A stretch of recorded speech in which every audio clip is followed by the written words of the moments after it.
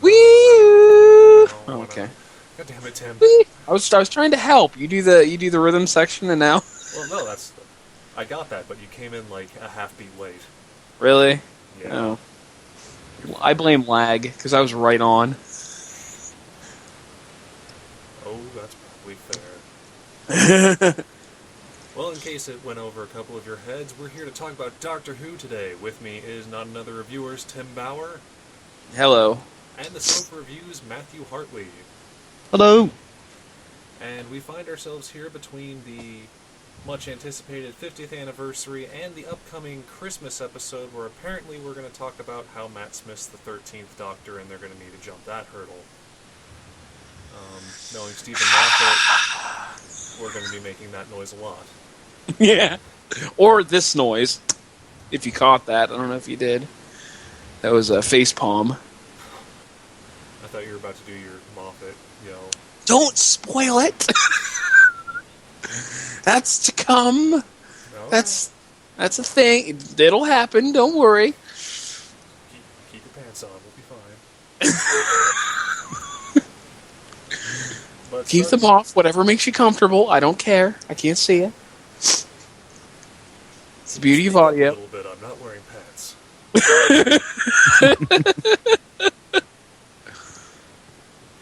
Please speak directly into the mic. Oh, that's good. But I figured we would start with the 50th anniversary since we're already a bit late talking about that. And for the most part, I really liked it. I don't know what you guys thought of it. Yeah, I really enjoyed it myself. I thought it was a lot of fun. A bit like the I guess we can get into it later, but I thought the subplot with the was it Zygons? Zygots? I don't know. Yeah, that sort of went nowhere. But Yeah, they dropped that shit immediately. I think that went nowhere. yeah, but I think that that wasn't what you were there to see. That was just like any other episode of the show. So I did really like how Tennant's Doctor and Smith's Doctor sort of interacted. Like, if you watch like the 3 Doctors or the 5 Doctors, you know, you have like Patrick Chapman and John Pertwee, the second and third, basically couldn't stand each other and needed the first Doctor around to sort of keep them in check. But Smith and Tennant, I don't know, they almost seem more like a brotherly relationship to me. Like they made fun of each other, but they also got on pretty well. Big brother and little brother, yeah. yeah, that was pretty good. I did like that it didn't seem like one was better than the other, which they could have easily fallen into. Like just the new one's the better one, or everyone loves David Tennant, so they're going to make him the smarter one or something. Actually, I think David Tennant was the one playing catch up with everyone else more than a couple times. Yeah. Which is I fine. think Go ahead. I think the greatest bit about the paradigm between them is you talk about Tennant and Smith's doctors, but then you've got fucking Grandpa, which is the war doctor over there. So then he's just adding to the familiarity element as well as being like a parental figure to them. Like, what the hell is wrong with you guys? It is quite. He was one of the better parts of the special. Oh my god, he's the best doctor. I want to see more of John Hurt's Doctor. I really do. What are you You really can't go wrong with him. You can assemble a cabinet at them. He was just so lively. It was wonderful. I loved it. It's quite funny because they have him as the younger Doctor, and then they the actors themselves progressively get younger. So Matt Smith's the youngest of the bunch, but but as a character, he's the oldest of the bunch as well. I think they pulled that off quite well. And just the self-awareness, like, are you companions? They get younger every time. And they go through all that, trying to find some highly scientific, really complicated way of getting out of the cell, and the door was just unlocked. Spoilers, by the way. Oh. Yeah, this podcast is going to contain spoilers, crazy, whacked-out theories that I have of what's going to happen soon, and... Plenty of rage against... Moffat! There it There is. you go. Put a counter on that. Ding for 1. Oh, right, take a shot every time. Yeah. Somebody yells at Moffat. Don't, you will die. Unless it's really weak shit, in which case you'll survive and probably still be unsatisfied with, you know. And it's your fault for drinking like a pussy, so... I'm taking shots of water, and somehow I'm still drunk. Oh, that's interesting. I like how they incorporated Billy Piper into the episode. Yeah, I will admit, I'm not a fan of the Rose Tyler character, but I like that it technically wasn't Rose Tyler. Oh God, I've got well, not to say so many arguments, but one really bad argument. Everybody's like, well, not everybody. This one person's like, it was Rose Tyler. No, it wasn't. She was ethereal. Yeah, she was physically there, but only to one person. None of the other ones could hear her. Did you say she was a fairy or? Apparently. I don't know what... ethereal. Oh, right. Ethereal. I'm not entirely sure what is sourced to come to that conclusion, but... Yeah. They made it very clear that she was just like... She was the interface of the weapon. Well, there was a lot of implications that it had the personality of Rose Tyler with the way she reacted to a lot of things, but... Yeah, you know how people reach whenever they want things. I was just worried when it said Billy Piper was going to be back, that it was going to be like the meta-crisis doctor. And it may be irrational, but for whatever reason, I just really wanted it to be the proper doctor, not the alternate clone thing.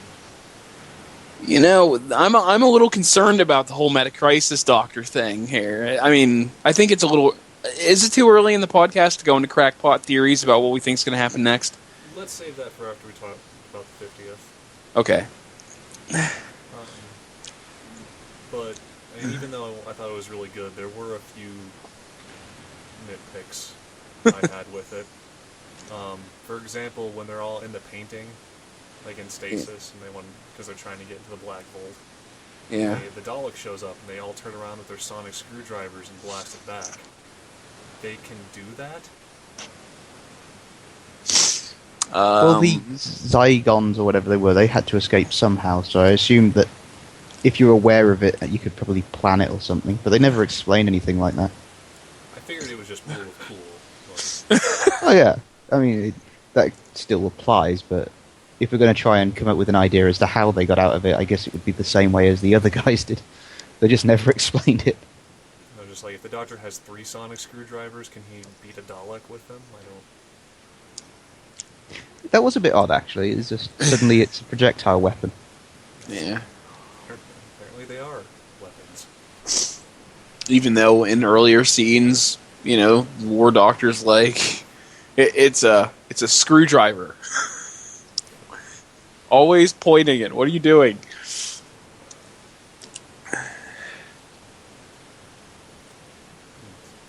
When I told Tim this already, but when Smith first sees David Tennant, he's like, "Oh, that is proper skinny. I've never seen it from the outside before." It's like, yeah, you have. Meta-crisis Doctor. I wouldn't expect you to remember him, though. You only left him in an alternate universe with the then love of your life. Which, apparently, Meta-crisis Doctor counts, but we'll get back to that later. Well, if you take the deleted scene as canon, he also has his own TARDIS now. Yeah, but he doesn't. Well, actually, you know what? That has to do with a thing. But, Moffat! Ding. Drink. Fuckers. Do either of you have any further comments on the 50th? Well, yeah, I mean, I generally, as someone who isn't really a fan of the series but enjoys it every now and then, I do like it when they reference the old stuff, because it seemed like when they rebooted it back in 2005, it was supposed to be a complete reboot, I think, so they were trying to avoid much in the way of references to previous stuff. Not that I'm aware of, no. Was it not? Said he did not want it to be a reboot. He wanted it to be a continuation, but he wanted it to be a clean start where people can jump on. That might be where I mixed up then. Yeah, so But while it was under him, he didn't want references to classic series that would put off new viewers. Yeah, I mean, I've liked it since the first time Matt Smith turned up, where that big giant eye thing goes through all of the doctors and realizes, oh, it's that guy. This is off. It's that sort of thing that I like, where it's clear that there's a huge amount of history being referenced there. So when at the end where they get footage of all of the doctors prior, as well as the future Doctor, who has one hell of a scowl, I have to say. Yes. I think there's a Facebook group or something dedicated to Peter Capaldi's eyebrows after the 50th came out. He's got a glare that might make Batman weep. Let's not get crazy now. And the amount of references to the classic series in that special from the very first shot was ridiculous. Oh, the TARDIS being... Well, the first shot of the special was the junkyard where they first find the TARDIS in the first episode of Doctor Who. Yep. Ah. I could be wrong, but I believe Clara teaches at the school that Ian and Barbara. It looked like a very similar scene. I was actually expecting them to, like, pigeonhole Clara into, like, the pilot episode or something, and I was going to be really upset, but they didn't do that, thankfully. She was in the classroom the whole time.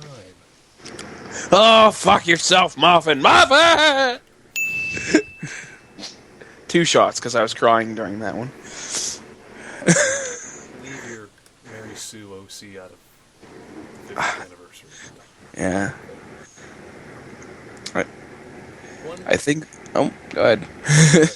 And at the end, because they have to do all the calculations to freeze Gallifrey, again, we warned you all about spoilers earlier. Oh, yeah. That's a big one. All the doctors show up, and I was just wondering, like, did they have to go back and tell the first Doctor to start this? Otherwise, how would he know? But if they did that, I would have liked to have seen, because, I mean, if you saw the Adventures in Time and Space Doctor special, then they had a good William Hartnell impersonator. So if they did have to go back and tell him, I kind of would have liked to see that, but I guess I can understand if they didn't have time to put that in.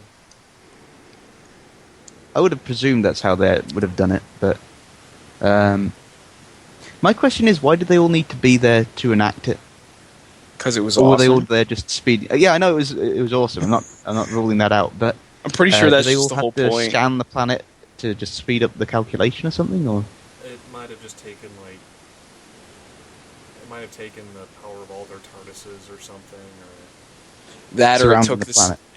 That, or it would have taken the amount of time that the entire amount of time the Doctor was alive to make the calculation.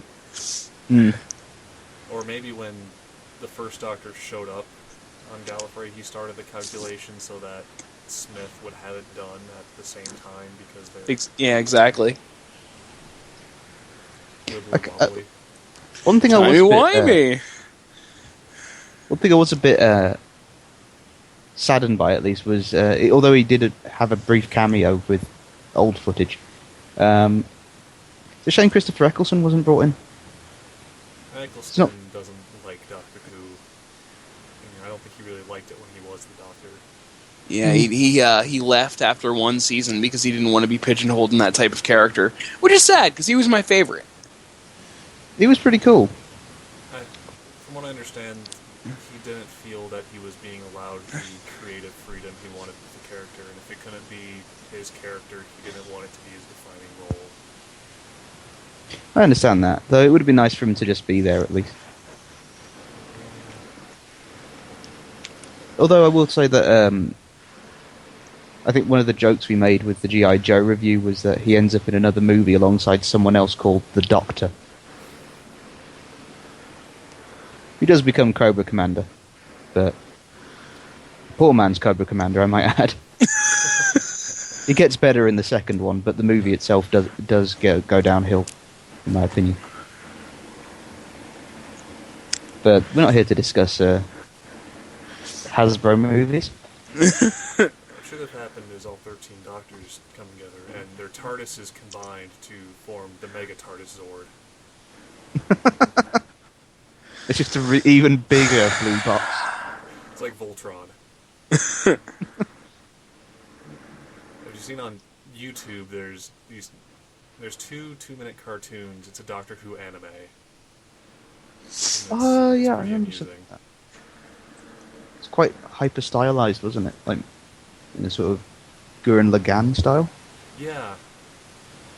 Well, it starts like the companions are like a Sentai team, and they're summoned by the Doctor, but in the end prove to be useless. So he's kind of like Zordon, but he has a body.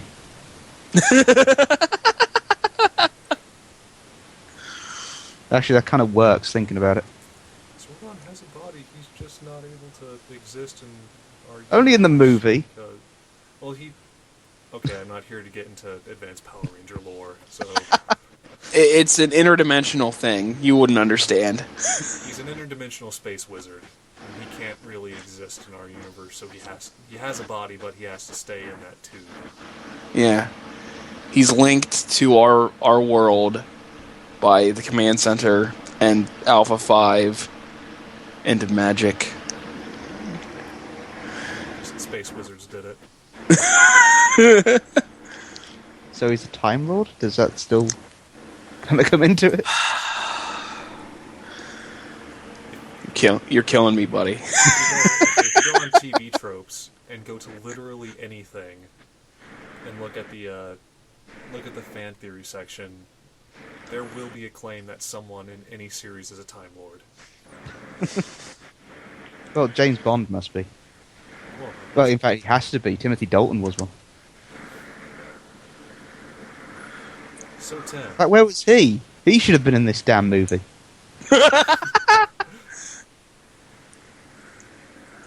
Tim, I understand you've got some crackpot theories about where we're going from here. Oh, not yet. Not yet. There is one thing we have to talk about the 50th anniversary before we move on to that. And that is another thing that came from the 50th anniversary, and that would be the Five-ish Doctors reboot. Yeah, that was good. Yes. Are we all on the same page on knowing what that is? I know what it is, yeah. Okay. So yeah, that was just amazing with three doctors running around trying to get cameos in the 50th anniversary. It was Peter Davison, Colin Baker, and Sylvester McCoy, and Paul McGann showed up in it, and that was pretty cool. It's always when Paul McGann shows up. Matt I thought he Smith, was a wasn't really good doctor that just got really screwed with a not very good movie. it? I don't know. I liked the movie. What was his short episode called? The recent one. Night I of think the it was Doctor. Yeah, that one was. I quite liked that. That was pretty good. My main problem with the movie is that the Master was every, 90s villain from the US ever. That's probably why I loved it, because the Master was just incredibly tropey. He wears a black trench coat and wears sunglasses, and Because he has lizard eyes. somehow his ashes turn into a snake thing. Isn't that more in line with sort of very late 90s villains, going into early 2000s? I've been watching a few early 2000 movies recently to review, and I won't go into them just for the future releases' sake, but there's a lot of similarities among those characters and movies and villains and how terrible they are. All of them, off topic here a little bit, but all of them trying to be the Matrix, basically. That's definitely what that Master seemed to be going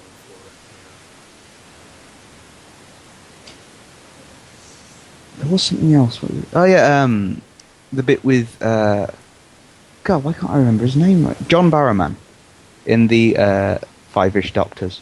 That was probably the funniest bit. Yes! He's got a wife and a family. He's like, don't tell anybody. They spent the whole trip to Cardiff singing. Or he does, anyway. I love that scene. And then they use a CD to bribe the security guy. Yeah. And they have a whole box full of them. Oh my god. And the thing is, the great thing about the Five-ish Doctors reboot is that's the thing that could be a possibility. They might actually be there and you don't realize it.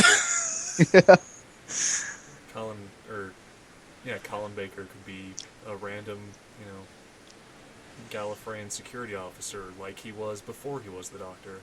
Yeah. Well, didn't it, I'm very bad with celebrity names and actor names in general, but the new Doctor, who's on the way. Peter Capaldi? Yes, he was in an episode of Doctor Who as well, wasn't he?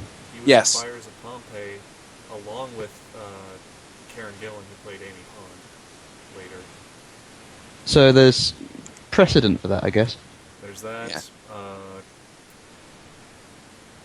Martha Jones, actor, Freema, was in the finale of David Tennant's first season. She worked for Torchwood. Like I said, Colin Baker was in an episode before he was the Doctor, just playing a random Gallifreyan guard. That's all I can remember offhand. But it seems like every British actor shows up on Doctor Who, but showing up doesn't mean you can't play another part later on. Yeah, I mean, it's kind of the thing with TV over here. We have a lot of actors, but when there's one show in one place, it's kind of, well, they're going to rely on the same people, aren't they? And it's all for the BBC, so... Which is why I still have hope that someday Simon Pegg will be the Doctor, despite having been in a Christopher Eccleston episode. I would like him as the Master. I think Wow. I imagine they couldn't bring him back, but he would be a fun Master. Because he's a bit of a dick, so... and a bit pathetic at the same time, and I like that in a villain. And it's kind of the... Because ultimately, at least looking at some of the older series anyway, clips of the Master then, he's a little bit pathetic at times. Yeah. Especially when he doesn't have any skin. Mm. That was an awkward phase of his life, Yeah. I keep seeing people who want... Not as awkward as the cape, let's be fair. Oh, I don't I mean, know. it's a great cape, but it is kind of awkward. There are plenty of people who want Tom Hiddleston or Benedict Cumberbatch to be the Master, but... I don't know, that seems a bit too... I think Cumberbatch just needs typecasting. to stay in Sherlock. But I think he could certainly be on Doctor Who and such, but I think it'd be a bit... They'd probably just do what they did in Star Trek. Which I kind of don't want to see, because with a small show like I say small, but considering movies tend to be very tropey in how they make them, you see the same characters turning up as the villain and hero almost all the time. Doctor Who is not the average hero, and his villains don't need to be the average villain either, so they can have a lot of fun in that regard. I was kind of hoping for the Children in Need special. They were going to have the TARDIS show up on Baker Street, but I can keep dreaming it. Did you ever see the Children Need special with Rowan Atkinson as the Doctor? It's an old one. No, I don't think so. That one's good. He basically he ends up going through almost all of his regenerations. I Was that think. Curse of the Fatal Death? I think so. Yeah, and he ends up as He's a Joanna Lumley. He goes through both Richard E. Grant and Hugh Grant.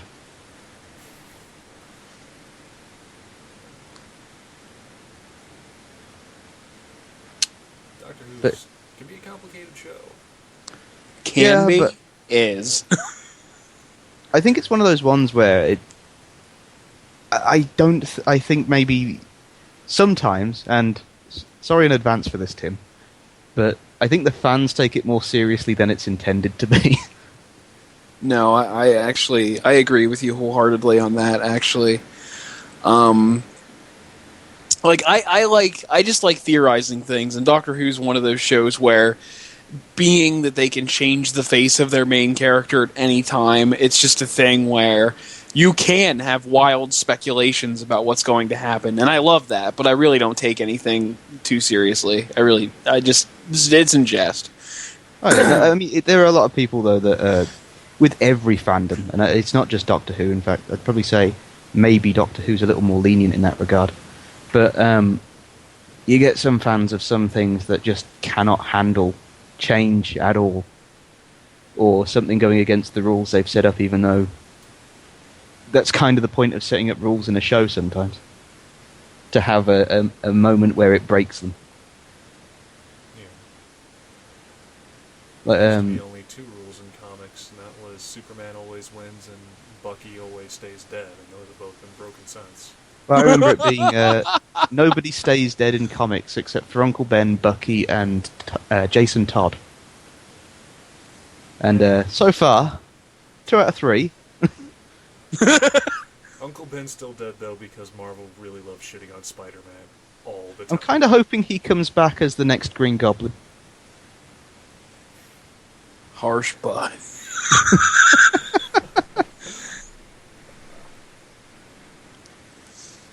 But, yeah, I kind of want to talk about the Spider-Man trailer now, but ignoring that for now.